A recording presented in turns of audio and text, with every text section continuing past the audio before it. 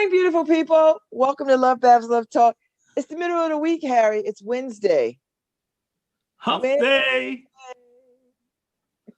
Hump day. I don't know why they call it hump day, Harry. Why do they call it hump day? The middle of the week, the hump. Got to get over the hump. Is that the middle of the camel? The middle of the back of the camel is the hump? Yep. Okay. It's Wednesday. All right. And it's nice out. I can see the brightness through the windows. Yeah. I'm excited. Yeah, I mean, I had to go and help Karen get around the ice today. But yeah, hopefully, I mean, I wish we would have some huge rainstorm and wash away all the snow. We just had that the other day. Y'all didn't get the rain that we got. We got it, but the melting snow turns to ice, a sheet of Yeah, ice. that's true. Well, you know And what? If the weather is warm, you'll get a lot of that melting today. And if it stays warm, or if it stays above freezing, particularly in the 40s, you'll get a lot of that snow will melt. yeah, we definitely need that because it's like crazy. At the edge of our walkway, there's about two to three, 2.5 feet of glass, of just glass. It's like, and you have to start wondering, okay, do I make the little leap over it? But if my foot lands on the edge of the ice, I'm gone. So You know, you don't walk with a little bit of ice melt from your house and just like throw it on your path. we threw all of that. Actually, we're out of ice melt. I did that last night, so the walkway was pretty clear. It was just the end of it that all the ice, because it's downhill, Yeah. and the So a drainage puddle's is right there. yeah, the drain is right next to us, but it's covered in a mountain of snow. So it's like it's crazy. It's just so dangerous. Well, I need it to melt because I'm and I'm ready for some warm weather because Yeah, we actually use the mountains on the sides, climb over.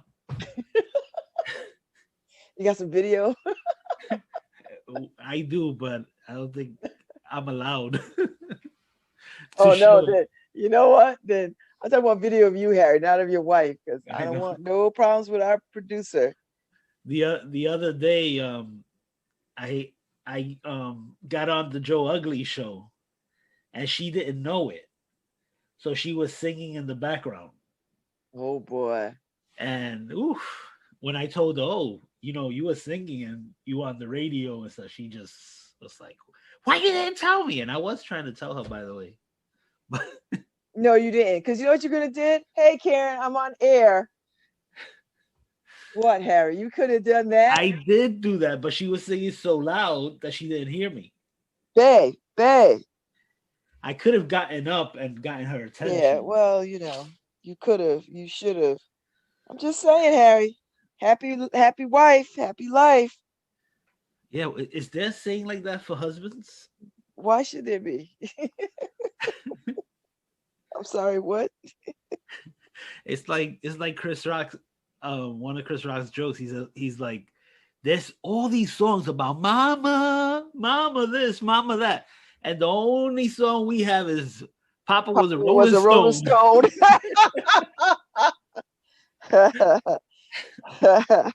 Now there's a couple of dad songs. There's one. There's like Patches. There's some old songs about dads. So so yeah. But you know what? That's just too bad. Be better. Shoot. That's just too my bad. my ankle hurts this morning, Harry. I don't know. My left foot. I this last night I was getting out of the bed and it's just started hurting. And I don't know what this is. Like, I've been trying to move it. Uh, but I guess, I don't have foot problems like Tiger Woods got leg problems right now. He was in a car accident yesterday. I'm glad he's alive, but Yeah, gosh, he has compound fractures on his legs yeah. and a shattered ankle. So that's gonna be a whole lot of a whole lot of rehab. But you know, Yeah, a whole lot of rehab. he was already in rehab. He just recently had his Back fifth back surgery, right? surgery. Yeah, his fifth back surgery. Because he was getting ready for the next Masters. Yeah, Like, he was looking forward to that. Oh, this is gonna set him back a whole lot. yeah, Well, he ain't broke, so I mean, you know what I mean? Like, he's gonna be at the house. The train's gonna come by the house. As long as he doesn't do like painkillers, he good. Because he got a painkiller problem. yeah, yeah. That's gonna be his biggest obstacle. Yeah, Dealing yeah. with the pain. When you're rushing, the curves come up really fast on you. Was he rushing? Yeah, he was. They said he was seen rushing away from the hotel where he was at, and he was seen rushing down the road, and the curve just came up on him. He was going too fast for the curve. Well, you know what? That particular road, from what I understand, is problematic. Yeah. Like even the neighbors were like, "This road is problematic. It has been so." And if you've ever driven in, I don't know if you've ever driven in California, in LA, and I mean I have, and they things are more beautiful than safe. They don't have like you don't see Jersey barriers. You don't see any of that. You Well, don't see them. this You don't see them off the side of the mountains. You don't see any of that. If you go over, you actually going over. there's certain roads that are like that. It's like I think it's exit 14 off of 95 when you're gonna take the Whitestone. Yeah. You know, you're in the middle of traffic, right? So you're Yeah. you're going the speed of traffic, and all of a sudden you have to take that curve on 14. I've almost slid off of 14, in the snow. I mean, Tiger didn't have a snow problem. It's California, but these exits come up, and then the curves are so it's just they're so wide and instant. And if you So miss it, immediate. Harry, you have to just go on. You have to just go on over Yeah. to the George Washington, right? Because there's Yeah, no it's get off. Because there's nowhere to get off and circle back around. You just yeah, have to go all the way, which is crazy. you're adding So about an hour to your yes, drive. so because I've done it, Harry, I've done it, and I get such anxiety when I start to come up on that exit, and I stay in that far right lane, right, and I'm looking, I'm paying attention, and then I slow down because I don't want to miss it. See, that's the thing. The slowing down part is something you have to you have to train yourself to do, right? Because you're in the flow of traffic. Oh, I slow down, Harry. I don't give a damn who's behind me, who's next to me. They could flip me the bird, or they could run off to the side of the road and go on that way. I don't care. I'm not Not missing this exit. not me, because I'm always in the speed lane, right? So I'm always all far left. Then when I'm getting close, I start edging my way over at whatever 60 miles an hour, 70 miles an hour, No, whatever I'm going. nope. So by As soon so as by I the get time I within hit distance. by the time I hit the exit, now it's like I'm doing at least 60, and I'm like on the turn. It's like whoa, especially in the snow. It's like I have to remind myself, slow down, slow down, slow down, slow down, slow down. Nope. See, Harry, I'm straight old lady. I go straight old lady. I get in that, like I might be like 3 or 4 miles out and I get in the lane. Oh no, Because no, I no. don't trust it, Harry. I get 3 or 4 miles out, Harry. I get in the right lane and I start that old lady crawl. I do. Because I missed it once and I was like, I am never doing this again. Oh no, I've missed it quite a few times See, because you better than me, because I Harry. want to stay in the left lane Nope, as long as possible. nope, nope, nope. I will get in that right lane, Harry, and I will drive like an old lady. Oh, you're the person in front of me that annoys me. Yes. So the next time you are that and you see him, somebody be like, is that damn Babz? And don't call me on your phone because I'm not answering. I'm just like this. I'm not kidding you, Harry. I hate that stuff, man. I don't like it. I don't like them Jersey barriers. I don't like missing exit. I just don't like it. And you know what else I hate? I hate that damn Jersey Turnpike. I hate the Garden State Parkway. I hate all of that. I hate it. Hate it. Yeah, I for, I forget which road it is. Going to Pittsburgh. There's this road that everybody's doing 100. It's like everybody's doing 100, and it's so thin. It's 2 lanes, with opposite traffic, but everybody's going so fast, and the trucks are doing 100 miles an hour, and they force you. No. They force you to doing this. No, they don't force you, Harry. Are they out their car putting guns at your head? Well, they're right on your ass. So what? Then they just be on my ass. And they're going crazy. They're like, and they're trying to go around you, and it becomes more dangerous not going their speed. Harry, I act like I don't see it. I act like when that happens, I act like I'm the only one in the room. I don't hear them. They could get all up on me if they want to. I was like, because if I break and you hit me, I'm suing you.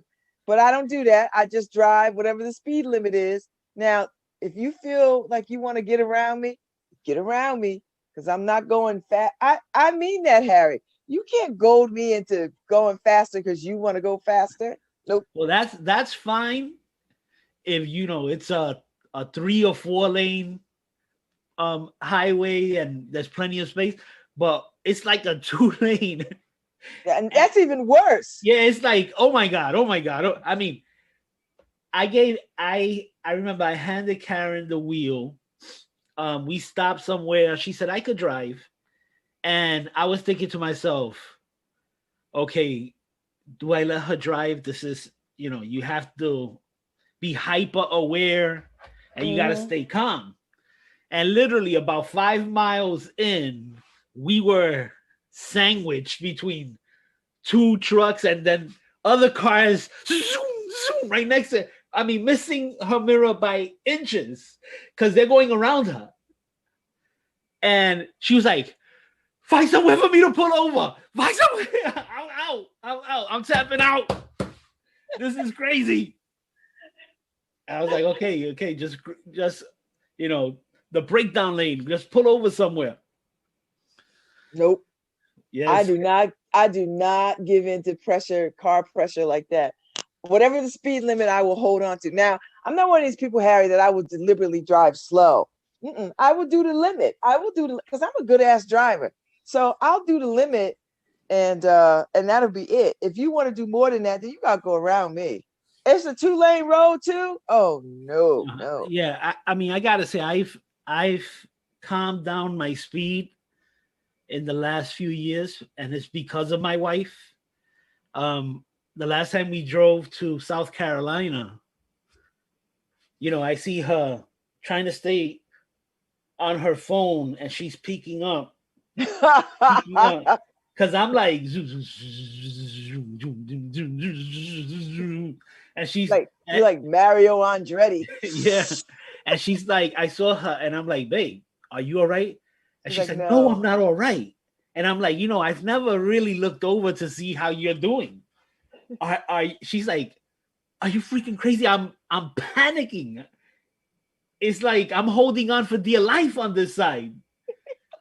And I'm like, for real? And she's like, yes. And I'm like, okay, so I have been slowly trying to not go more than 10 miles over the limit, trying to stay the limit. But no, I was definitely I should have been a race car driver. Yeah, it's not too late to be what you could have been. Because I'm impatient. I learned how to drive in New York. That's a good training ground, I must say. Yeah. That really is. So I mean, and everything in New York is bumper to bumper. You're basically elbowing each other out the way on the road. So it's like that's how I learned how to drive. So it's in me. Every time I get in a car, I feel like I'm in a rush. Even though I'm 2 hours early, I'm like, I gotta get there. Like, let's go. That's so New York. That's such a New York vibe, Harry. I'm so Yeah. Connecticut. We'll get there. Listen, we'll get there. And Karen's like, this is why we leave early, so we don't have to rush. So we don't And have to I'm rush. We can take a leisurely drive, right? Like, not Harry, though. I don't care. I don't care. yeah, it's like, oh, let's go, let's go. Let's go. Let's go. No, I'm from the take a leisurely drive. I don't really like to rush. I hate rushing. And if I have to rush, you know what I do? I deliberately slow down. Like I just deliberately like, you know what? If I'm late, I'm already late. I'm not gonna be less late. I mean, yeah, lately I've been using cruise control. When we go out for drives, I'll just put the speed limit, hit cruise control, and I see how frustrating it is to everybody else on the road, though. Everybody's like beeping their horn as they go around you. And it's like, yeah, I get it. But I'm driving for my wife right now. And if you want to pull over side of the road, I could explain it to you. Yeah. I'll put put some signs in the window. No, because you know what? I just do this, Harry. I just get focused and I don't pay attention to the other people. Because if you pay attention to other people, they will cause you to have an accident because you're trying to like you're caving to their pressure, you know. Drive faster. Well, I have my peripheral becomes hyper, right? When I'm in the car, it's like to the 20th power. I see everything. So it's like it's like whoa, whoa, whoa, whoa, whoa, what's going on? And I know I tell Karen that guy's gonna jump into our lane without signaling. Watch. Yeah. And they do it because Yeah. I go, he's looking, I look at everybody's movement. That's how I do. I drive like that too, Harry. I anticipate what other cars are going to do. Yeah. Because you could tell, if you pay attention, you could tell what these cars, because people will tell you what their driving habits are when they're in front of you. You can see what they're doing. Yeah, I've avoided so many accidents by actually calling them out. I go, watch, this person's swerving, watch, he's going to swerve right into, and it happens. And it's like, yeah, you have to be like that. And I never touch my phone when I'm in the car. Well, I can't because I can't pay attention to my phone too. Yeah. You know, I'm so hyper you know what? aware. I have to break myself out of doing it on city streets. When I'm on the highway, I don't look at my phone at all. Like my phone is like down.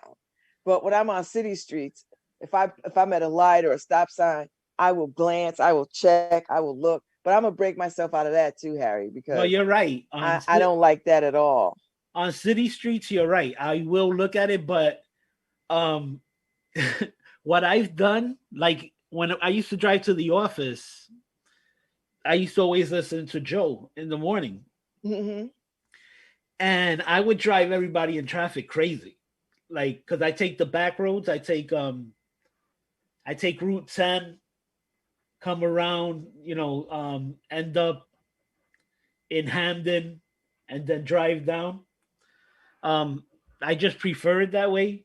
It doesn't add more than 10 minutes to my drive, and I have less people in my face. But what I would do is, if I had to comment, I'll pull over. And people would be like, what the? He's pulling over. So I hit the caution lights, and sometimes there's nowhere to pull over. So I would just get to the side with my caution lights just to answer. See, no. But I wouldn't pick up my phone and answer. That's crazy. Yeah. And that's what a lot of people do. They just, and you see them with their heads down while driving. Yeah. That's it all the time. Yeah, that's insane. I don't do that. I'll pull over. I might cause traffic, but I'll pull over.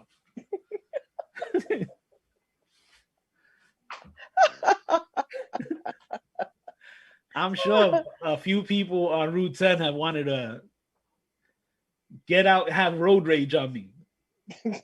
Yeah, that's another thing. People are losing their minds. People are losing their minds with road rage. Yeah, I've You had know, little old and I've been ladies. mad too, Harry. I've had people cut me off. I've followed people to like, like I've got right behind people, and so I've been an asshole too. Not lately, like not in the last decade, but when I was a younger woman, yes. No, And I realized that's I've had little dangerous. old ladies have road rage on me.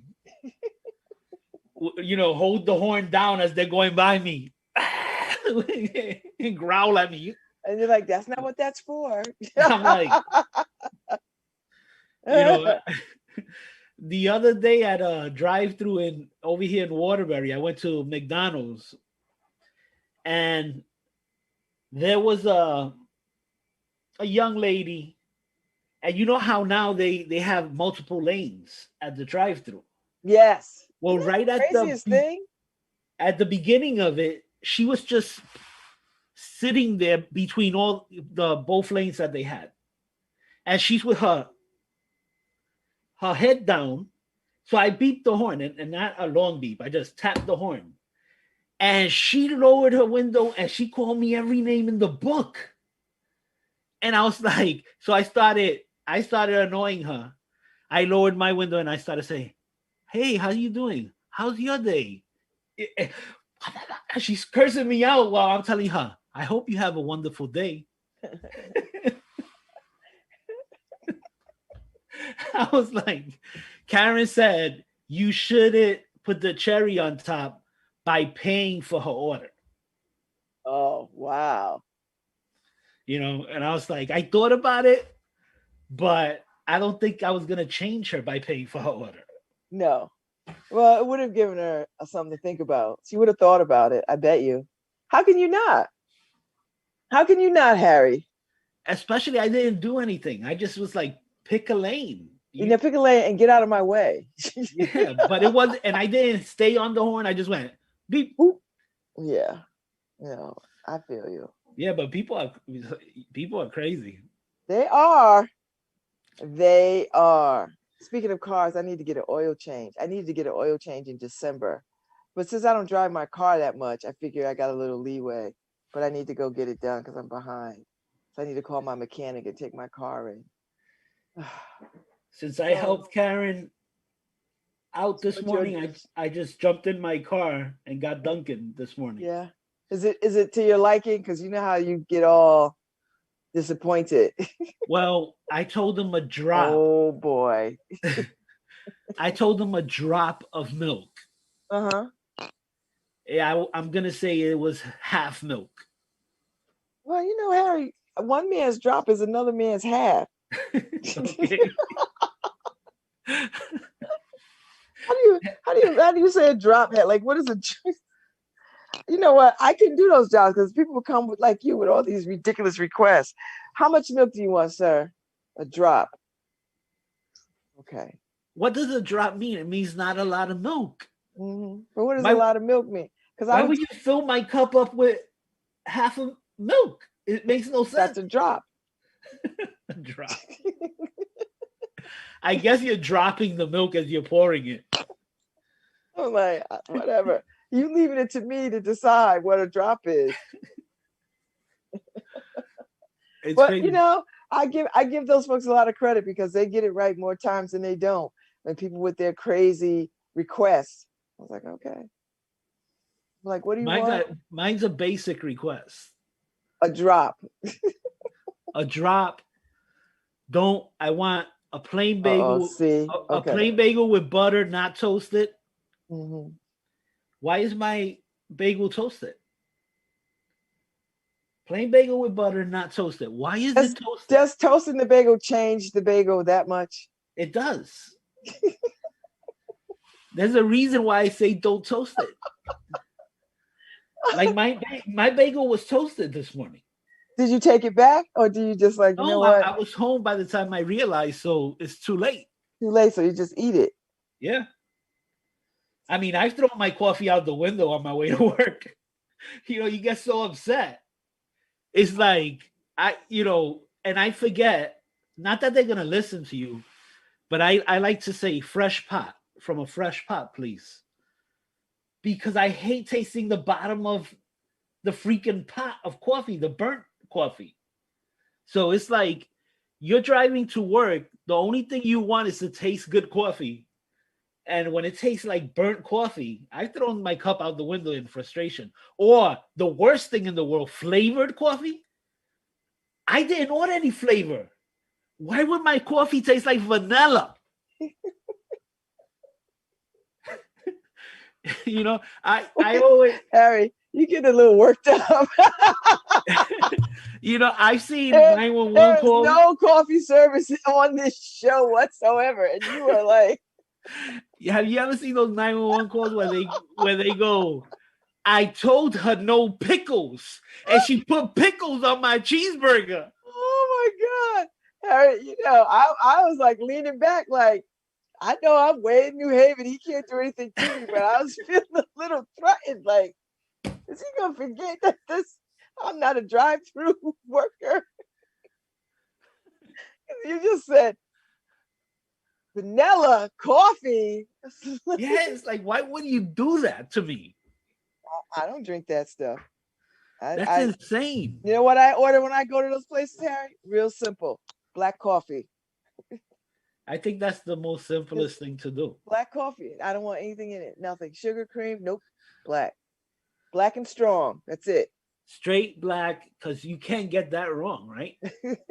I mean, yes, they could, because they could give you vanilla black coffee. Because, they don't listen. They do listen, Harry. They got a lot of orders coming. It's a lot of, it's a lot of moving parts. And so I think when you have a lot of moving parts, you're going to get it wrong. Like, and, it's not brain surgery, and we shouldn't hold them. I mean, come on, lighten up. It's coffee. You know what? You think you can make a better cup of coffee? Make it at home. I'm paying. Your $2 cup of coffee does not give you the right. Of course it does. You are not paying for your outrage. You're not paying for that. Like, you don't get to see. I want a mistake. See me. I want to give him a demotion immediately. Right? I'm like, can you keep that up? Nobody will be working. I'm like, can we take them off the window? Can we have them just mopping or something? They don't know how to make coffee. Sir, would you like to come in and make coffee every day? How good of a job could you do? Help, I can't go in either because I won't buy anything. No, you went to your mouth. I can't have that. No. Listen, I know what it's like, Harry, because I've ordered stuff because I can't have cheese. If I go in and say, can I have an egg and sausage, no cheese, no butter? What did you hear me say? Egg and sausage, no cheese, no butter. And what do I get at the window when I'm already at my office and I open my sandwich? See, that would drive me nuts. You see that? Oh, no, it does. And there have been times that I've gone back. But Babz, they're trying to kill you. Well, yeah. See, I've had, that's when I get upset, when I'm ordering for Bella and I get cheese. Yeah. Now I'm going inside. I say, I'd say, my granddaughter is allergic to cheese. Do not put onions. Do not. And then I get it, and it's everything I said not to put. Yeah. So that drives me that happen. crazy. And there are moments when I've gone back in, and they'll fix me another one. We're sorry. No, they're not sorry. There are no mistakes. Because they're going so fast, and they're trying to get the orders out, and I'm an anomaly, right? So. But Babz, when you're in a rush, because when you're in the line, Harry, it's like this: duck, duck, duck, duck, duck, goose. Yeah, but when you're in a rush or hungry, you see everything as not being a mistake. I know, Harry, but am I really that hungry where I can just like lose it over, seriously? Or when you only have one stop in the morning, because you have to actually put on a radio show. You can't just, they messed it up. Let me go to another Dunkin' Donuts. No, I don't have time to do that.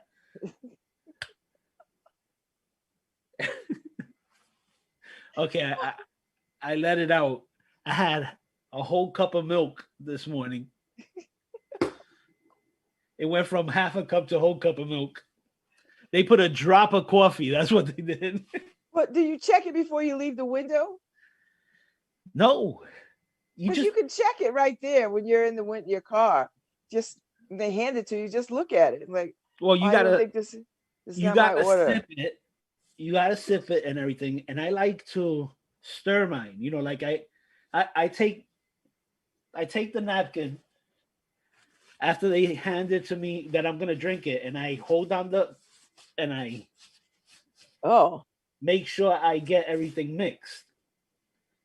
So, you know, I wait to get home to do that because doing that has actually caused some coffee on me. So you got a whole system. I got a whole system.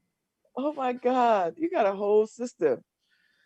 Yeah, like when I was driving to the office, I would pull to the side of the road and outside the window go shake it and everything. But yeah, I wish them well, and I wish them well in their pursuit of $15 an hour. Um, but get people's stuff right. Oh my God, Harry. Just because they didn't get yours right doesn't mean they don't get people's stuff right. Like I said, duck, duck, duck, goose. Well, I'm Goose. Yeah, you just was goose that morning, but some mornings you're the duck, duck, duck, duck, duck. Most mornings I'm Goose. Well, then stop going there. How about that? It doesn't matter which one. Stop. Make your coffee at home. Perfect coffee making at home. You are home. You You know have a what? coffee. I know you have a coffee maker. No. Karen was gonna make me coffee this morning. I said, you know what? I feel like Dunkin' Donuts. Um, Mhm. but you're making people, want robots making your coffee because they can't mess up. Robots can't mess up your coffee. Yes, they can. They can't. It's in their system. This amount of coffee, this amount of, so they're not human beings who are going, well, I guess he meant a whole cup when he said Gary, drop. does this really mean that much to you to warrant having a robot make you coffee? That you don't even go there every single day? You just I'm, that sounds I'm, a little think, crazy. I'm thinking of the population of people who are harmed by this. I don't think so. I don't know anybody All who's right. harmed by you. You're the only one I know that gets worked up. And I'm sure a lot of people do, but my advice is stop, make your own coffee. And they sell Dunkin' Donuts coffee that you can make at home. You could buy one of those little things, it's Keurig, and Yeah, have perfect. it doesn't taste the same. I've bought it. It doesn't taste the same. It's And you know what? You can have Karen get your order wrong, and then it'll feel like you have your coffee, let me tell you. and it can be authentic. Let me just say this. Hopefully she's not listening. Oh, I criticized her the other day. I said, oh, Lord have mercy. I told her, sometimes it's like ordering from Dunkin' Donuts here. Oh, I said, sometimes your coffee's perfect. And then other times I'm like, who made this? oh my God, Harry. No, you didn't. I Oh, did. I would never make another damn cup of coffee for you as long as I lived. See, that's the thing with human beings, right? You see, you got to be So how, consistent. how much coffee do you make? Do you make your own coffee? No, Oh, I'm saying why? Since never you since mind. you understand a perfected cup of coffee, you should just show her how to do it. No, I appreciate everything she does for me. Nah, not with that statement. Let's rewind. Oh, Harry, you done dug a big Snip, snip, hole. cut. Cut Harry, that out. you done dived into a deep cup of brew. You dived into the coffee pot like Michael Phelps. You just dived. She heard you. You know it. Hopefully she's in a meeting. Yeah. I for your sake, if I were you, I would learn how to make my own cup of coffee. Yeah, she's not texting me, so she didn't hear me. And Uh-huh. Oh yeah. I've wasted enough of your hour. I gotta actually go do stuff. Well, before you go, do you want to give some you give the history, some news of the history of the day, or you want to Oh, do it when you come back? let's do it.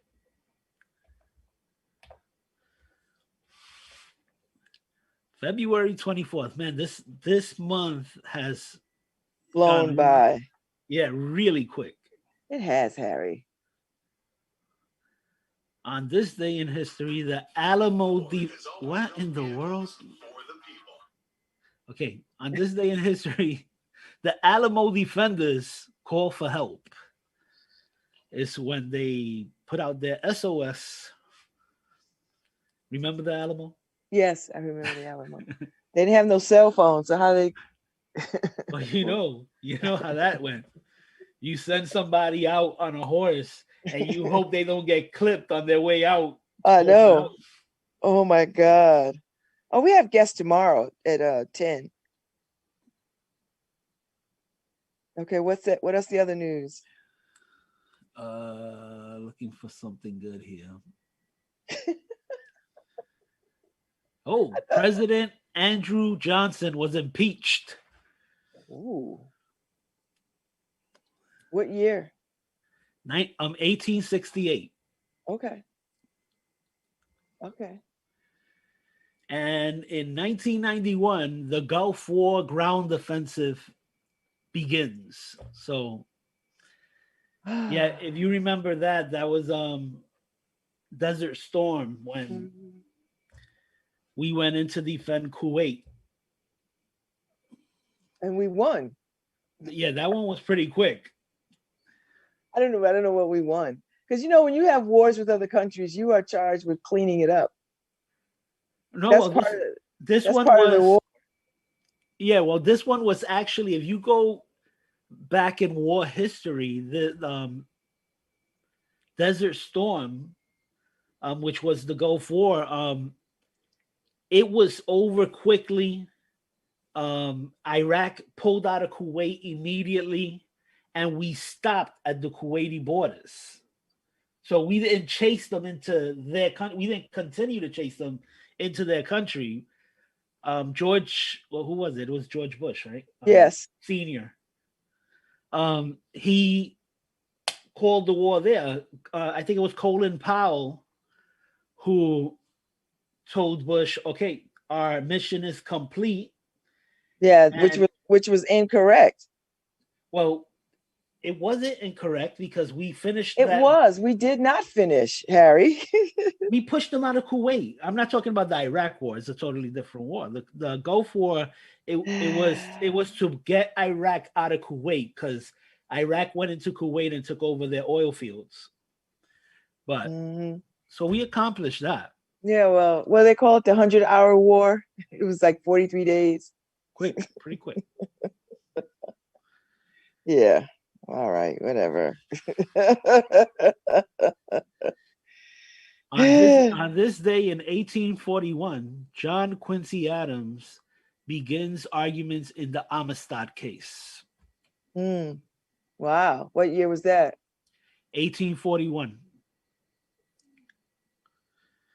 Give us free. Right? So there you go. Make us free.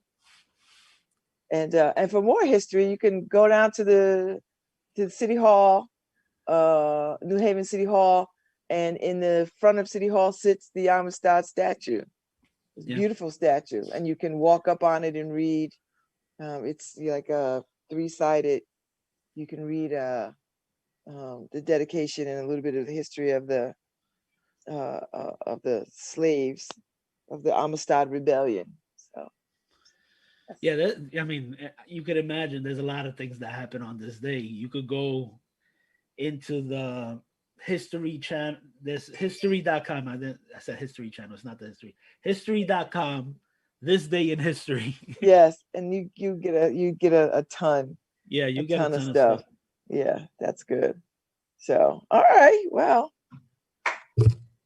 All right. I don't have a song of the day yet. I got to think about a song of the day. By the time I end, I heard something this morning, but I can't remember what I was listening to. It just like quickly floated through. And I was like, oh, that could be the song of the day. All right, You know. I'm here. I'm All just right. working on stuff, so All right. All right. I'll be back. Uh so this morning I got an email, and they're gonna be my guest at some point. I got some really good news this morning.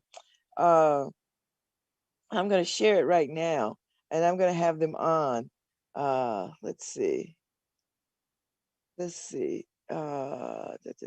The Connecticut Wealth Management, um, in partnership with the United Negro College Fund, is going to offer $10,000 scholarships to African American college students in Connecticut. So I got this email this morning from some folks, and I immediately replied because a couple of things.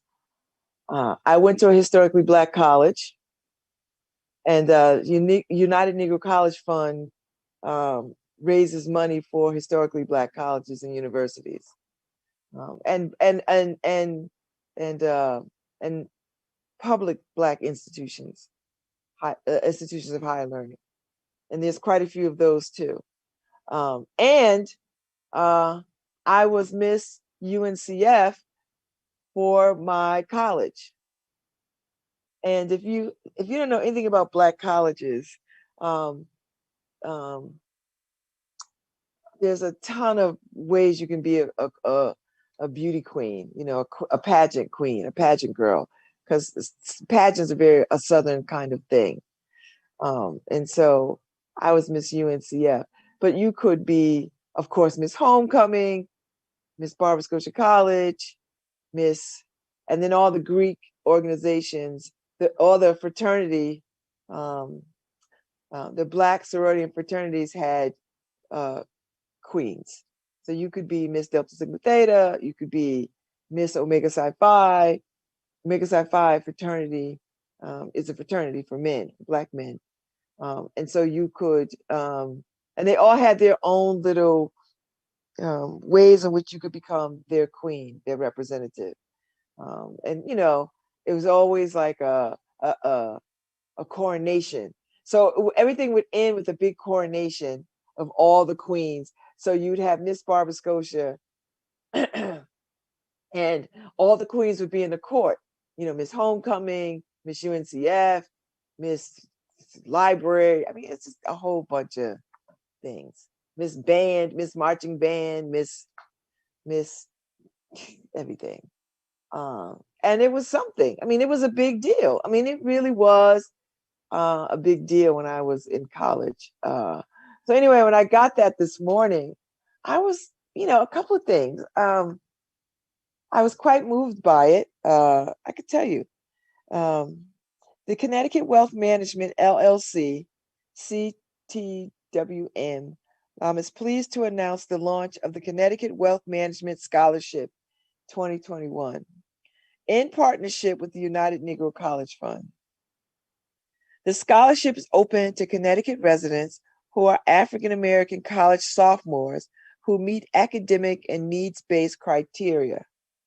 One winner will be awarded $10,000 for college, with half distributed their junior year and half their senior year. And if you know anything about UNCF schools, they are ridiculously affordable. So $10,000 can go a long way.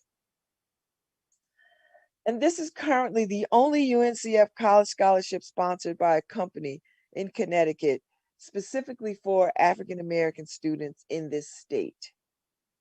The financial and wealth management firm partnered with the UNCF as a positive step toward a step to address racial equity on a statewide level. The CTWM scholarship deadline for completed applications is March 24th, 2021. So I'm going to have them come on and talk about this in enough time so that if people want to apply, they can. So I think this is a wonderful opportunity to help offset some college debt. Seriously. So, and I hope it is successful. But I'm going to have them come on and talk about that. But I was delighted because I knew what it meant for me. First of all, going to a historically Black college was a big deal. Um, um, and going to one under the UNCF umbrella was even a bigger deal. And then being Miss UNCF was another big deal. I so enjoyed that moment in the spotlight because it was a big deal and it meant something to us. Those of us that went to HBCUs, I mean, that kind of stuff meant something. And so it was my honor. And you know, it's funny, I have a plaque or somewhere. I mean, I've got stuff, but I've come across the plaque that they gave me for Miss UNCF. Now, yes, there was a crown and a scepter and a trophy. I don't know where any of that mess is, but I did come across the giant plaque. This thing is huge. So I did come across that. And I don't know where, I don't know why it was packed away in something. And I just came across it.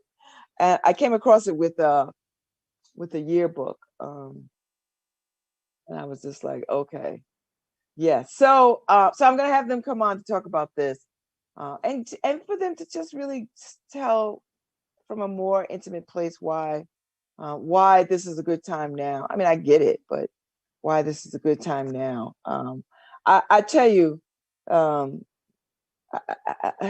I really am appreciative, and it's a long time coming that people are putting race and equity at the forefront of conversations in their organizations. Now, however long this lasts, I have no idea, but we're gonna rock with it for as long as we can rock with it. Sorry if you can hear my paper, I'm hot. It's so warm in here. I'm so happy that it's warm, but not when I'm like sweating. Um, I love that these organizations are having these conversations about race and equity, um, and are actually doing something. Like they're not, you know, they're putting out statements about where they stand, but they're also putting some action steps to it. I know the Long Wharf Theater has done that. Planned Parenthood of Southern New England has done it. Common Ground, we've already been doing this kind of through the equity lens. You know, everything we've done and do is through the lens of equity. Um, Definitely the Arts Council. I mean, we've put things in place to address artists, to support artists of color, um, to elevate and center the voices of artists of color. So I'm pleased and proud to be at the table of some of these organizations while they are having these kinds of conversations. It means a lot to me. I mean, now don't get me wrong. It is still painful to have these conversations and to do this work because everybody ain't on board. it's, it's some learning for folks still got to learn and understand and digest what this means, because people still out here talking about can't we all just get along, and what they really mean is why can't Black people just shut up and stop asking for stuff, you know, why can't Black people just shut up and stop asking to be treated like humans? So there are people who still feel like we've been given enough. And you know, I don't care. They can say whatever they want to say. It's not true. It's not going to be true until the playing fields are level across this country. And you know, clearly they are not. So all the people that don't understand, you know, I sit at some tables and I've heard people say, you know, having these conversations stirs things up.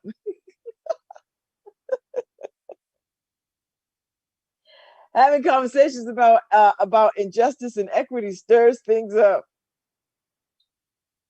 I don't really know what to do when people say that kind of stuff, except to say, I guess from where you sit, it would stir things up, particularly if you don't want to talk about it, if you don't want to deal with it, if you want things to just go to your liking and according to how it suits you and your well-being, then yeah, it would you would feel like this is stirring things up.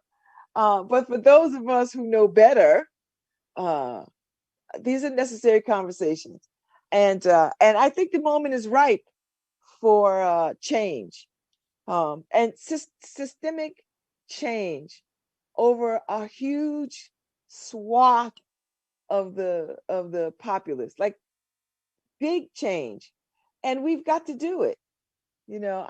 I wish Joe Biden was a little bit more set, forward thinking.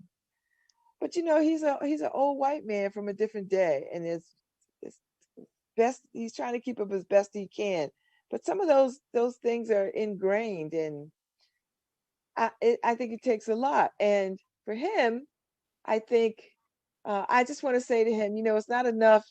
It's not enough to just have black people in positions of power, and he has put some black people in power.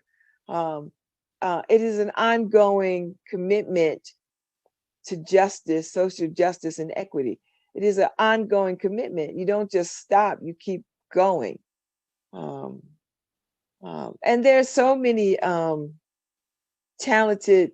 Babz Rawls-Ivy from New Haven, Connecticut, and you're listening to WNHHLP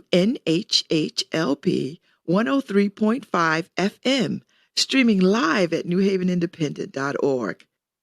I always forget that. I do this show every damn day, and I forget what time it is. I need to put a big clock in front of me. Harry, I need to put a big clock in front of me so I'll know when I. But Harry listens for me to take a breath, and then he puts it in. I know he's like, okay, she's talking. Maybe when she takes a breath in, I'm gonna hit play. I forgot what I was saying. So yeah, so now's a good time. Now's a good time for people to get on board of these conversations around race and equity. Yesterday, I had my friend Bet Allen was on. It was a wonderful, rich conversation about her commitment to these issues and using her using her talent and artistry to make lamps of historical women. I'm looking at my Ida B. Wells lamp is across the room. So and to see these lamps and to see these quotes, I mean, it really is striking to me, and it makes my heart happy that she has committed to doing this.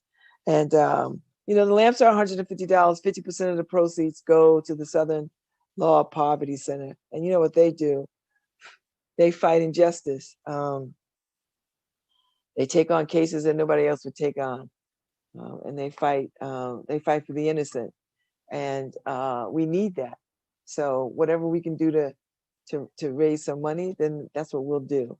So I'm hoping that people, as I said to my girlfriend Benita, because she had said something about it might be a little pricier than what she'd want to pay, and I this is what I would suggest to people is that you get yourself a jar, and every week you throw some money in it, and then by the end of the 6 months or a year, however long it takes you to throw $150 together into a jar, then you use that money and you buy yourself a lamp. So you get a lamp and you do some good. You put the light of truth on things, so your money is putting the light of truth on things. So yeah, so don't feel like, if you want a lamp and you feel like you can't afford a lamp, create a little jar, throw your change and your money loose, because we all have change and loose bills. Now it might take you a few months. It might take you, depending on how you get down. Put you some money aside, give yourself some time, and every day, every week, when you get your paycheck, throw $5 in your jar, and then over a period of time, however long it takes you to raise $150, raise $150 and buy yourself a daggone lamp. Yes, buy yourself a lamp. And they are beautifully made, beautifully made. I'm here to tell you, beautifully made. And I mean, you're gonna burn $150 anyway, right? I mean, you're gonna burn it up on nails or getting your hair done, or wine, or some good ass pot. I mean, you're gonna burn that, you're gonna burn it up. So put you some money aside and get yourself a lamp. Do some good in the world. Not to say that people are not doing good in the world. I know you are, but get yourself a nice lamp. That's all. Because I'm gonna start me a jar because I think I want to gift some lamps. But I know $150 is steep. And I would spend that much anyway on a gift for somebody. So but if I could just, throw $5 in a jar every week until I get $150, boom, I'll get me a lamp. I think that's what I'm gonna do. I'm gonna make myself a lamp jar, a light of truth lamp jar, and I'll post it up and I'll show people. If you want a lamp, this is what you do, and then you throw $1 in, and you throw a few dollars in until you get $150. See what you come up with. That's fine. I think that's interesting and challenging. So, and I definitely will let you know when the UNCF folks come on, um, and the wealth management people come on, because I really am interested in that. It's to talk about that would be amazing. So, oh,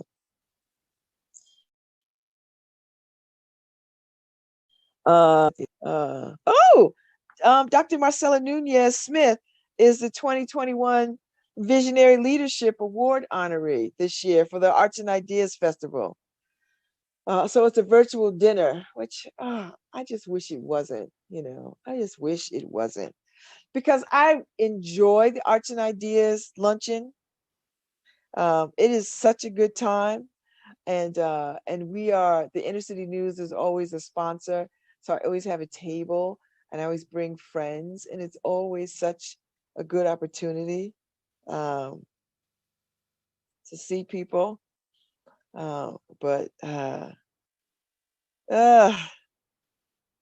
but it's going to be virtual. I just wish it wasn't. I mean, we can't gather, so me wishing it was something other than what it is neither here nor there. You know. But yeah. So yeah, the Arts and Ideas Festival. So we'll see how it all goes. Um, but yeah, Dr. Marcela Nunez Smith, who is a friend of mine, and I talk to her quite frequently. She is the Associate Dean of Health at Equity Research at Yale School of Medicine, and she's a young woman. So she spent her life and research focusing on improving health and healthcare equity through supporting healthcare workforce diversity and development, developing patient-reported measurements of healthcare quality, and identifying regional strategies to reduce the global burden of non-communicable diseases. Y'all know her as the co-chair of the Biden-Harris transition team's COVID-19 task force. And she will chair the Biden-Harris administration's COVID-19 Equity Task Force. So high five Arts and Ideas Festival, the International Festival of Arts and Ideas. High five for making her the 2021 Visionary Leadership Award honoree. Yay! Yay! I think that's a good look. So she is like here, she's one of us. And it's nice that we give it to somebody who is here. Very nice. When I check my email, I get gifts, lots and lots of gifts, lots of gifts. So that's more good news that just lifts my spirits. Lifts my spirits. Let's see, what else do I know? That and the UNCF and the wealth management component that lifted my spirit. It's still Black History Month, people. We got a few more days left of Black History Month. And everybody, you know what? I tell you what I will say. This year for Black History Month, people have really outdone themselves in ways that I had always hoped that Black History Month would go. Etsy has put together Black-owned Etsy shops. So you could go and look at Black artisans and craftsmen and buy directly from them. I mean, QVC and HSN has been highlighting small black businesses on their shows, and it has been amazing. And every time I see one on QVC or HSN, I go immediately to Instagram and follow them. That's how you learn, right? That's how you learn. So I found quite a bit through that. Listen, Spotify, Pandora, they all have Black History Month playlists. Netflix has a whole Black History Month film series thing that you want to look up. So I mean, it's been people have um, really have stepped up in ways um, to find content to celebrate and to center Black voices in a way that I don't think I've ever seen before. You know, if you subscribe to the Poetry Foundation, I do because I get the poetry in my inbox every morning. Um, this Black History Month, and they've been running poems by Black authors. You know, Claude McKay and so many others. Toy Derricott and I mean, just all kinds of people. And it has been wonderful to revisit some old favorites, to discover some new loves. So they've been, everybody has been amazing about cultivating uh, things for Black History Month that makes sense. And not like in a half-ass kind of way, but in a real important, thoughtful way. I've not seen anything that's just been, you know, commercially contrived. Do you know what I mean? Like we're just gonna sell some sheets for Black History Month.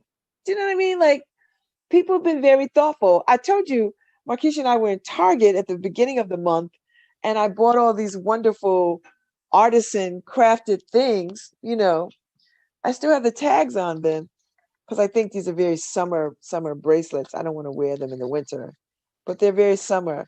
And this is Target's Black History, you know, commitment to empowering artisans. And they'll give you the picture of the woman who made the bracelet and the village she's from and the collective she's a part of. I mean, it's just amazing. And I can't wait to wear these this summer. I don't want to wear them now. These are not winter kinds of things. These are very summer kinds of bracelets. And you know, Target did a whole display. I didn't see it in the North Haven store, uh, but you know, I have this. I picked up this, now this doesn't mean I don't go to my Black bookstores.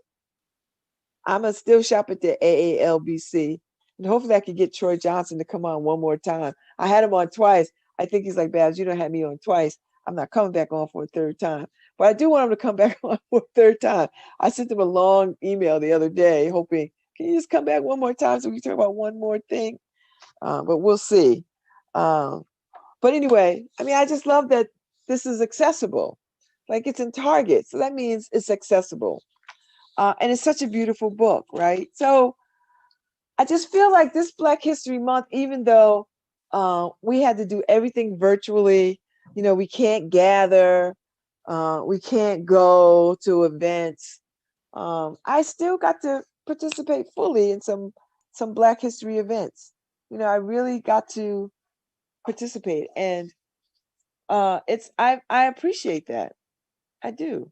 Everybody's been thoughtful about their virtual offerings and the virtual experience. I tapped into the Guilford Library. They had Professor Blight talking about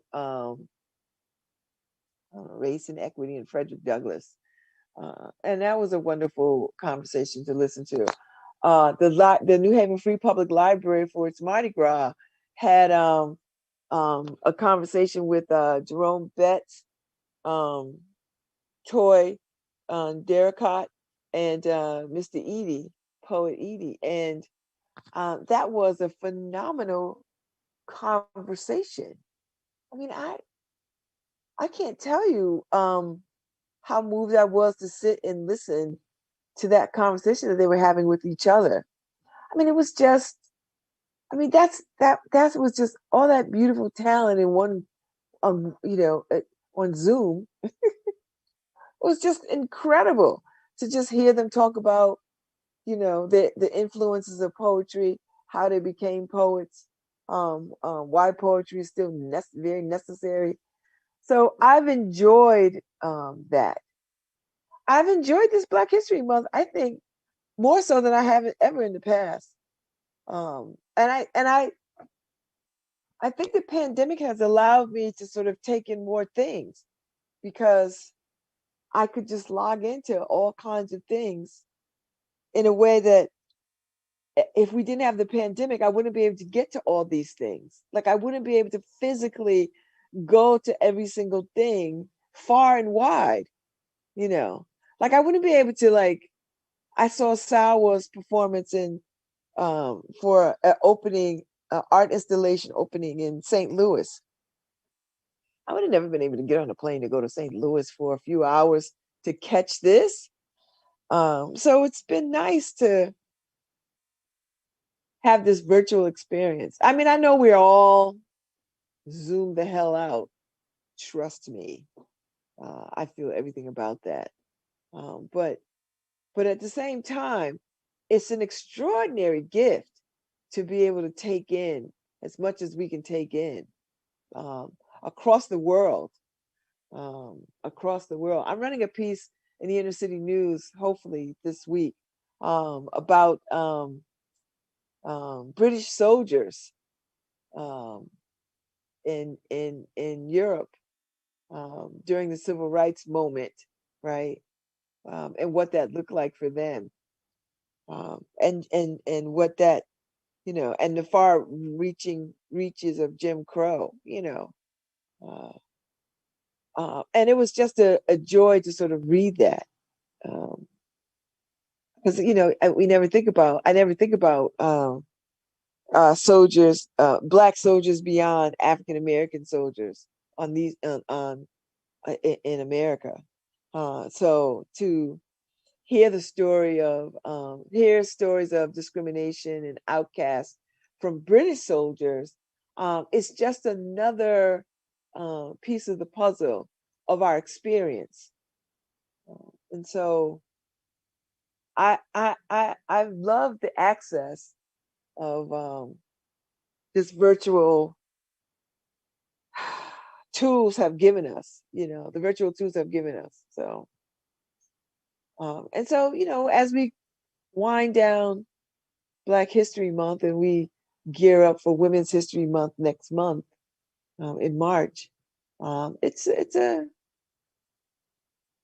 a wonderful thing to sort of sit and be able to catch all these things, and do a search and there's things going on in Atlanta and they put, it's virtually driven because they know that, we can't gather.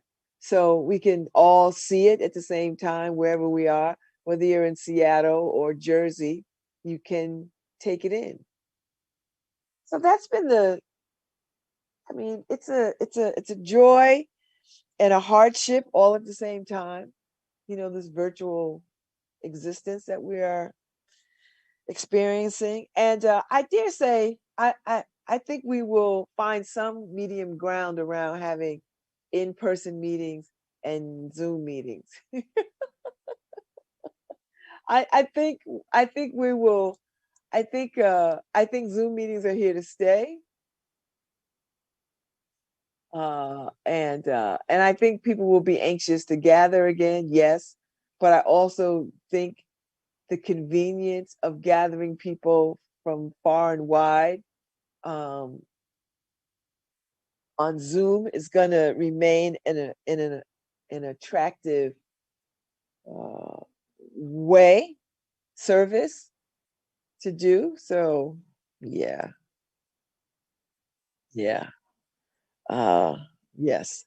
So if you all are out there and Uh, if you're out there in the world and you are, make sure you mask up. I don't know when I'm gonna have her join Ife, because we had set a date and then I lost track of the date, so we'll see. But I talk to her just about every day, and now she's like hyper busy. So I talked to her the other day and she's hyper busy, but I know she still wants the cocktail, so we will. So as soon as I'm able, as soon as she's able, we'll have another date um, to do that. But I'm very proud that she's the Visionary Leader Award. I just wish we could gather so that we could all be in the space, you know. But listen, they'll make it nice for virtually. Uh, they will make it nice, and she will be celebrated, and she will get her award, and that's it. But I've enjoyed this Black History Month in ways that I can't begin to tell you. I don't know when I've taken in more stuff this year than I've ever taken in. You know what I mean? Like, I was able to take in um, more events than I've ever been able to take in, and that's been really nice. You know, that's been really nice. But I'm looking forward to March because I've got some really good guests coming on. Tomorrow, my sister friend and author, Tammy Winfrey, is coming on. Tammy has a new book out, and we've been planning this for quite some time. Um, I had her on, maybe a year ago, 2 years ago, about uh, her book, The Girls Are All Right. She wrote this book about the girls are all right, and it's a book about in spite of all the challenges that we face as Black women, we're gonna be all right. Don't you worry too much about us. We've come through, and we will keep on coming through. So she wrote that book, and it was well received. So then last year, or maybe 2 years ago, I think last year, she put a call out to sisters to write some letters to some young sisters. What would you say to some young sisters? And I, she had asked me to do it, and I couldn't, for whatever reasons, I couldn't get it together. I think because I was just, I just can't do everything. And it's hard for me because I like to, when people ask me to do stuff, I like to show up for them. But she put together a new book of letters to some Black girls from women. What would we say to our young sisters? What could we say to them? What should we say to them? And so she's coming on tomorrow at 10 o'clock to talk about this book. And yes, Tammy Winfrey Harris. So she's coming on to talk about this new book. I'm so excited.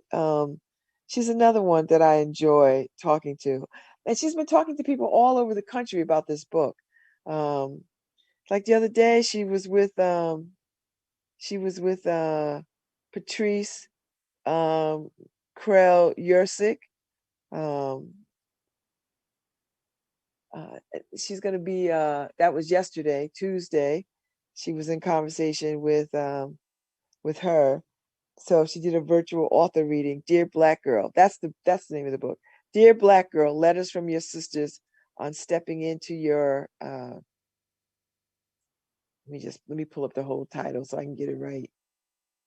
And I don't have my copy of the book. I have a digital copy of the book. I don't have a hard copy of the book, but I'll get one. Dear Black Girl, letters from your sisters on stepping into your power by Tamara Winfrey Harris. And I'm looking forward to this conversation tomorrow. And I, we talked. I don't know. She and I, we had this really good conversation I don't know, maybe a couple of months ago. I think it was before the new year, because she was on vacation. Her and her husband were on vacation in a cabin that they go to every year, and they were going. They didn't want to cancel, so they just went anyway. Up where she lives, like she lives in the Midwest somewhere, um, and so we had a wonderful conversation about all these kinds of things, and she's a good person to talk to. I just enjoy talking to her. Yeah. So I met her months last year, a few years back when she wrote, The Sisters Are All Right. This book as I said, this book was, exploring um um how Black women, we stumble, and we have to fight, and and but we get to our all rightness. I like that. We get to our all rightness. And she reminded us that, you know what, we are all right. I mean, everybody's always wanting to talk to Black women about, what we're doing. If people are not honest about our health, or our singleness, being single, if we're not, being maligned about being ratchet or ghetto or bougie or whatever it is. I mean, we are always maligned.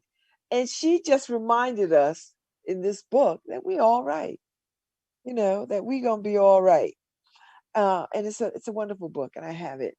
But this new book, Dear Black Girl, Letters from Your Sisters on Stepping into Your Power. I know that's a necessary book. I know that um, we've got to be talking to these young sisters in very powerful, poignant, directed ways, so that they too can step into their all rightness, so that we are not losing our girls, losing our daughters, that they can step into their all rightness. And so these letters will serve a purpose. So she collected them and put them in a book. And I'm so sorry I missed opportunity to participate. Like I said, there's going to be a lot of missed opportunities. Let me tell you, lots and lots and lots of missed opportunities. That's just what it is. But I'm so happy that she did it. And I'm so happy that so many women are receiving this book, and are celebrating this book and opening their arms to this book. And how fitting to sort of have these conversations during Black History Month. And I suspect definitely into Women's History Month too, because Black women's history is Women's History Month too. So yes, I'm looking forward to that. So anyway, she'll be my guest tomorrow at 10 o'clock. And I'm excited to talk to her. And just, I know she's been making the rounds about this book. And she's been making the rounds about this book. And I'm excited. Excited. Uh, and there's some good stuff coming up that I can't really talk about, but I'm privy to. But I'm excited. There's some news that's going to be breaking in a little while.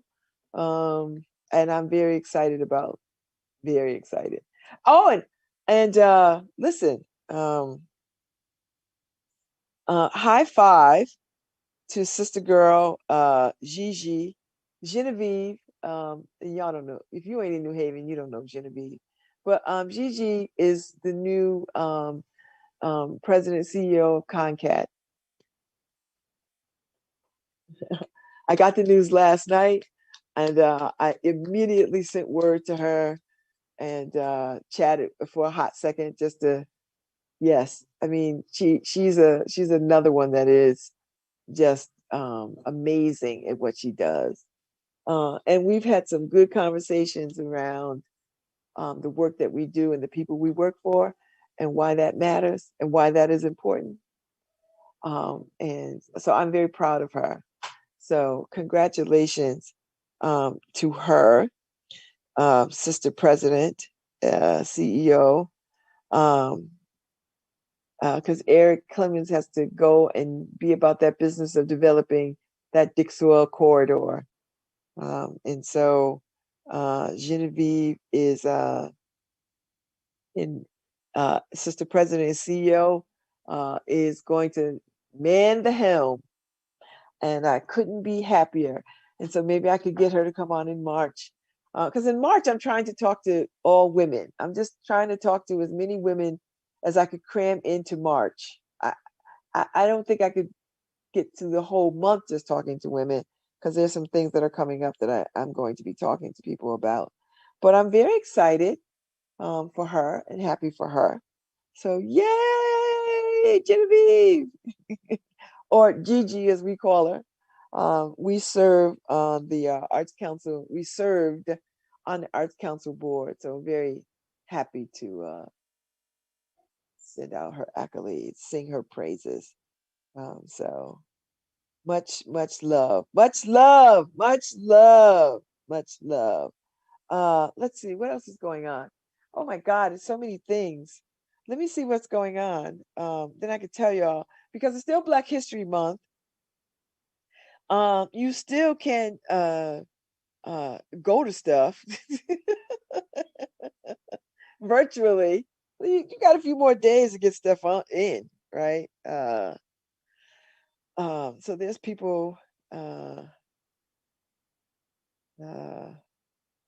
Yes, yes. I guess I need to tell people at some point. I don't think I mean, I haven't told people, but I am having surgery March 19th. I'm having hip replacement surgery March 19th, and I'm going to be a step away from this microphone for a little bit. Listen, I have enough shows where I can do the best of for a whole daggone year. I'm not going to be away for a year, but I'm going to step away from the microphone for a good minute while I heal. And then 3 months later, I'm going to do it all again. I'm going to have the other hip done. So I have to have both hips replaced. But we're going to do the worst one first, which is the left hip. So you all have seen me around town with a cane for the last year and a half. It's because my hip has deteriorated. Arthritis has deteriorated it to the point where it has to be replaced. So so that first few weeks of March, I'm gonna be talking to as many people as I can, and then after that, the microphone is. I'm not gonna be doing this for the remainder of the month. So the last couple of weeks of March, I won't be behind the mic. So yeah, so yeah. I had forgotten, because I'm up here talking about, oh, I'm gonna talk to as many people as I can in March, and I was like, oh yeah, I got a little surgery to happen. I was like, wait, I won't be able to do this and try to rehab through this surgery. So yeah, but I've got time to talk about that. I've got time to, like, work with Harry for some best of stuff. I'm excited. So, and I think, Harry, I think this is an anniversary too for LoveBabz, LoveTalk. February is an anniversary of when we launched this show. When Paul said, "Come do this all the time. Do this, do this every day. Can you do it every day?" Yes. And I got a message from my friend Bobby Miller. I remember when I was telling people, oh, I'm gonna do this every day, because when I started this, when Paul Bass launched this radio station, I just was on Fridays. I was on Fridays. I had an hour on Fridays. I was on like 10 o'clock on Fridays, and then I would be on at 11 for pundits, and then I don't know. Paul was like, "Listen, um, I'd like to shake up the station a little bit, and would love to do have you on every single morning. Do you think you could do it every morning, like for an hour?" I was like, "Yeah, yeah, I could do that. Sure. Guess, not guess." So when we were in the studio, um, um, I could mix in guests and music. It was nice, because I could control. I had a virtual DJ thing, and I could play music, and I could have guests. But then when the pandemic hit, just before the pandemic hit, um, uh, Paul was like, um, "Can we? Can you do 2 hours a day?" Um, I was like, "Yeah," but this was way before the pandemic. This was way before we even knew we were going to shut down. So, yeah, so we launched a 2 hour set, and I remember talking to people, and people were like, "Are you? What are you going to talk about for 2 hours? Can you even? Who could talk for 2 hours?" And people, you know, people were, first of all, I think people were outdone that I would even want to do it for an hour. And I'm thinking to myself, do people not talk to me? You know how much talking I could do?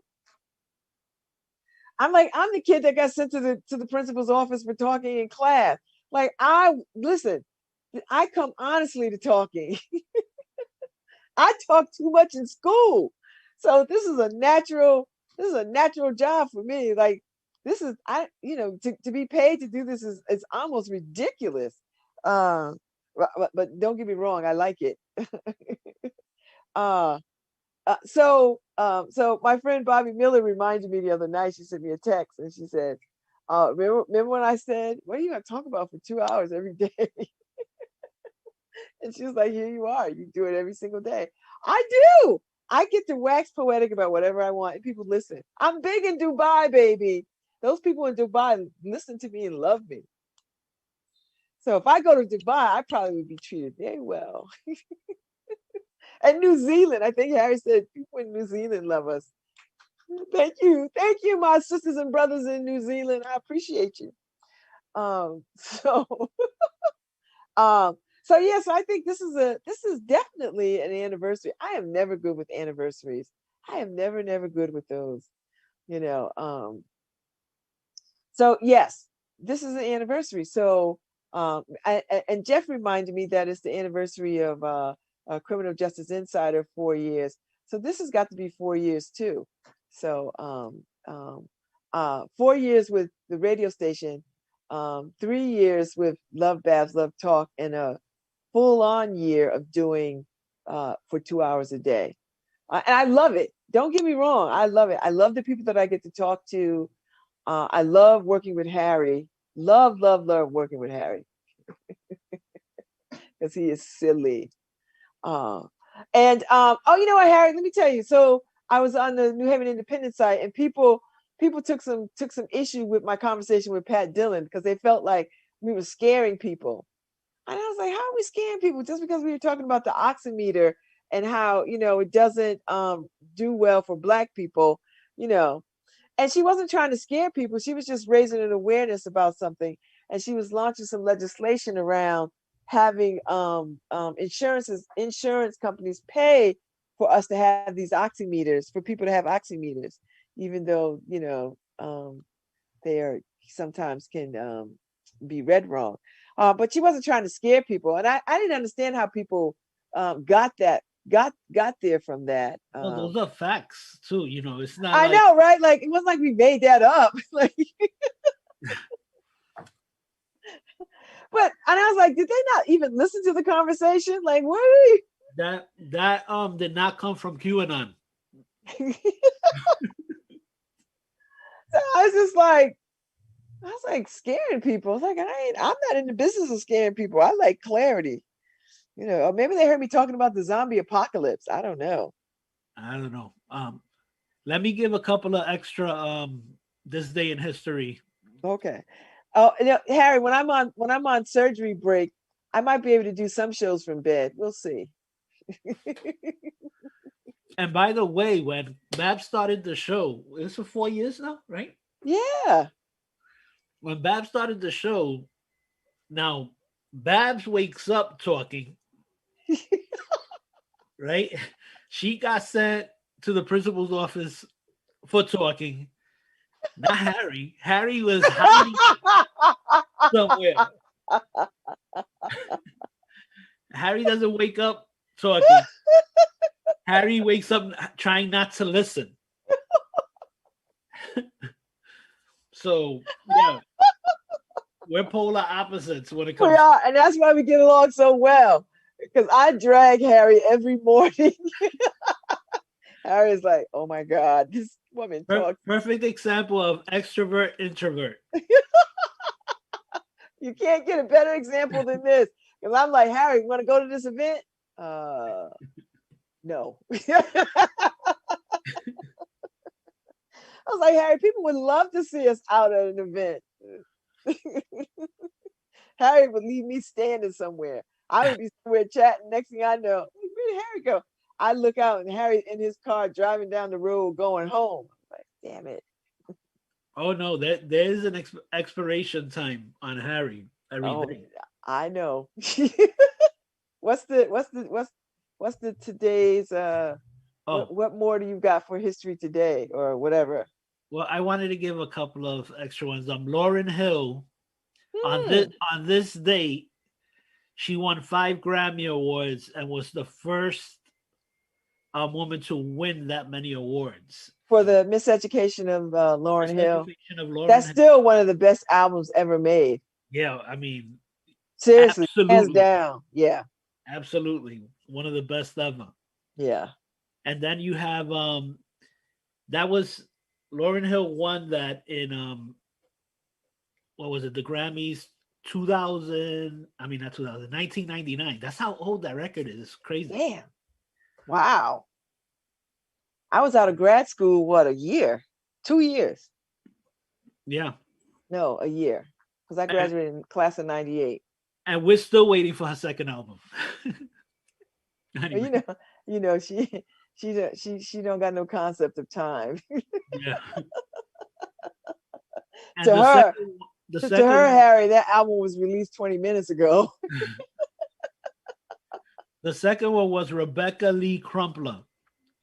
On this date, Rebecca Lee Crumpler becomes the first Black woman to earn a medical degree by graduating from the New England Female Medical College. Yeah. Can you imagine what her life would have been like, Harry? That was, you know how tough that was? That was 1864. Mm-hmm. You know how tough that was? I know she must have had a tough time. I'm a doctor. I'm a real doctor. No, you're going to go clean them floors over there. Imagine the fight just to be let into the school.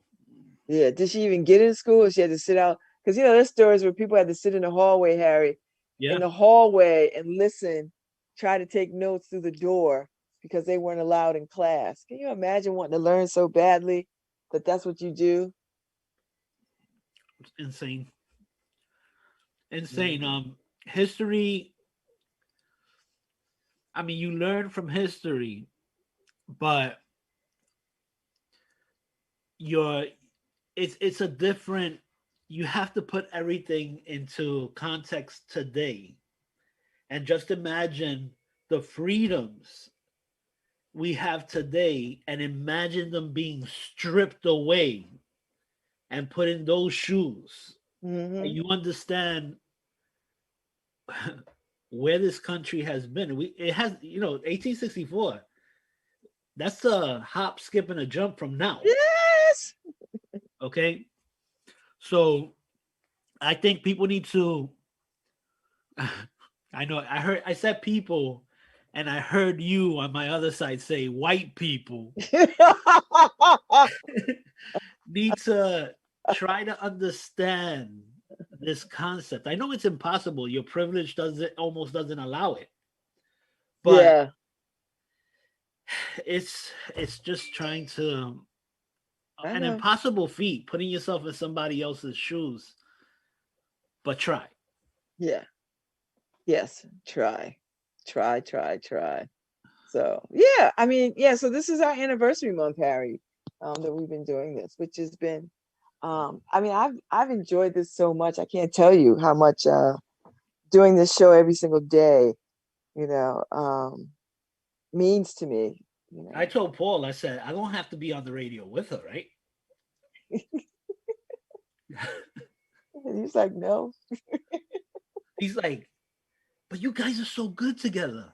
I'm like, Paul, but it's Love Babz, Love Talk.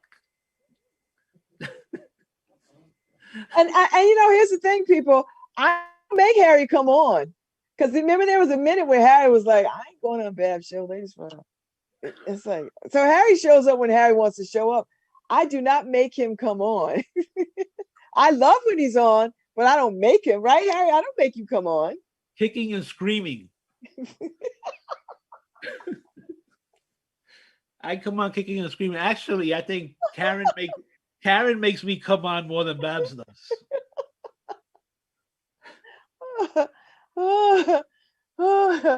Harry comes on, and then people see a different side of Harry. They're like, man, we like that side of Harry. And then they go see him on other stuff and like, whoa, whoa.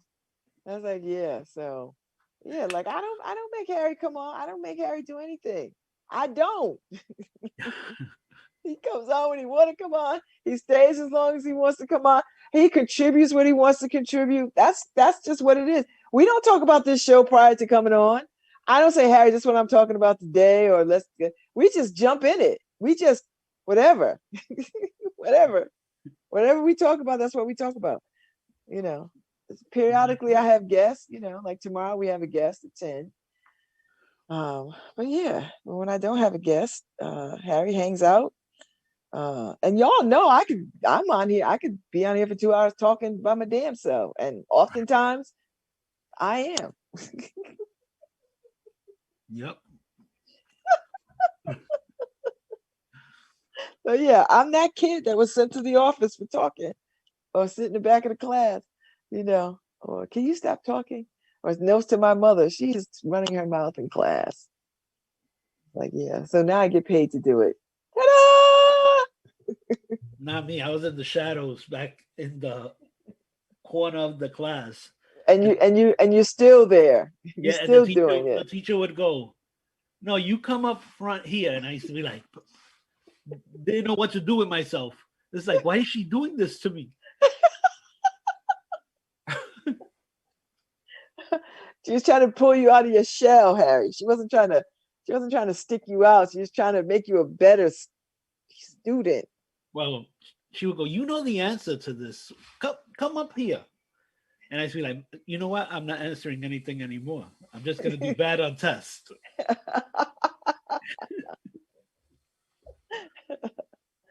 See, that's not what teachers want to hear, Harry. She just was trying to give you she was trying to show that you were supported, and you just took it the wrong way. Yeah, definitely took it the wrong way. Took it the wrong way. Why is she sticking me out? Stop. Don't you see I'm invisible? I'm invisible. No, Mr. Dros, you are not invisible. I see you. Hey, I tried. I tried to be invisible. I know. So yeah. So because the station, how long have we been doing the station, Harry? What? I mean, I was here at the very beginning, so We're 4 years now, right? So I think it's the state. Paul, if you're listening, help us out with this one. sometimes he listens in, Yeah. sometimes he's I think it's 7 years. is it? I think, not sure. I don't know if it's 7. That seems a lot. I don't know, Harry. I think I the probably station have was I about probably have some notes somewhere. I thought I came on in the 3rd year of the station. Really? I thought it was sooner than that. And then I remember when I decided, okay, Wait, we're in year 6. year 6. August 2015. Thanks, Paul Beasy. 6 years. So we need to have an old school party when we can gather. You know, like we need to have a block party or something. You know, when they open a new library, we go over there and we could broadcast live from Dixwell Avenue. They And can broadcast from anywhere now. I remember when I decided, you know what, we're gonna do the social media thing. Yeah, that made a huge difference. And a lot of people were like, no, no, no, no, no, no, no, no, no, no, no. And like, we just want to put your show. No, no, no, no, no, no. And I'm like, well, Babz does it.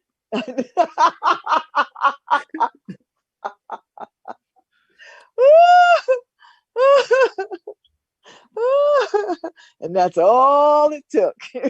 That's it. And Paul was like, don't put me on camera. Don't try not to have a camera on me. And I'm like, no, no, no, no. We're gonna do this, and everybody's gonna be on camera. Everybody's gonna be on camera. And then it just took off. And then I remember Paul was like, people really like watching radio. Like, yeah, Paul. They not only do they like listening, they like watching radio. People like to watch us do this. I remember being places. I was in Guilford. I was in RJ Julia for a book signing, and somebody heard me laughing and came up to me and goes, I know this laugh. Are you Babz Rawls-Ivy? I didn't know who it was. They were like, I listened to I listened to you on Pundits. I listened to your show. I love your laugh. I remember I was at one of the schools, and my sorority was having a meeting, and I was sitting talking to somebody, and a custodian came around the corner, and he goes, I know that voice. Are you on the radio in the morning? I listen to this little station in 103. And I was like, yes. He's like, you're that woman I listen to in the morning. You play all that good music. He's like, I know this voice. I was like, yeah, that's me. You know, I had a couple of big ones. One was I was at the light on Edgewood Park, and and this lady just put the nose of her car in front of me and looked at me and said, I know you. I was like, ooh, stalker much, and then she smiled and drove away. So I was like, ooh, oh, stalker much? And then when I went to buy fish at Kevin's, and this lady told me, Babz. And I said, no, I'm not Babz. And she said, no, but you're on Babz show every day. I was like, oh, yeah, that's me. I know, this is what I get. So what is Harry really like? I was like, how you see him on my show, that's how I know him to be. I remember I tell people, they'd go, oh, I really like Harry. And then they'd go listen to your show. And then they would come back and be like, how could you work with him? I was like, listen. They would just be outdone. They just felt like you just sucked the wind out of their sails. Like, oh, we love Harry, but now we don't know because we listened to his show. And hey, look, I've sat at that table outside the studio with many people, and they go, they're talking to me, they're having fun, and then they would stop in the middle of the conversation, go, why do you support Trump? Why? I don't understand. You're not like that. And I'm like what? Why? I'm like, I don't understand. Oh, there's just been some funny moments when people were like, Harry. I was like, Harry is great. I was like, and nobody better not say anything else. I don't care if you support. Like, there are some people that I care deeply whether they support Trump, but you were not one of those people. I don't worry about that because I know who you are. So that stuff never bothered me. And people were bothered that I wasn't bothered by that. And I was like, because I know Harry. Like, let me tell you something. If stuff got dicey and I was in a foxhole, you know who I wanted in a foxhole? Harry Droves. I want Harry Droves in the foxhole with me, baby, because I know what he's capable of, and I know what he'll do. I know his heart. Some of y'all, I'm not sure. You say one thing, I'm not sure. So, all right, we got the bounce. Tomorrow, Tammy Winfrey is coming on to talk about her book, Dear Sisters. And I'm excited. So that'll be a good conversation. All right. We'll see y'all tomorrow. And we are, well, we didn't pick a song of the day. I know. Um,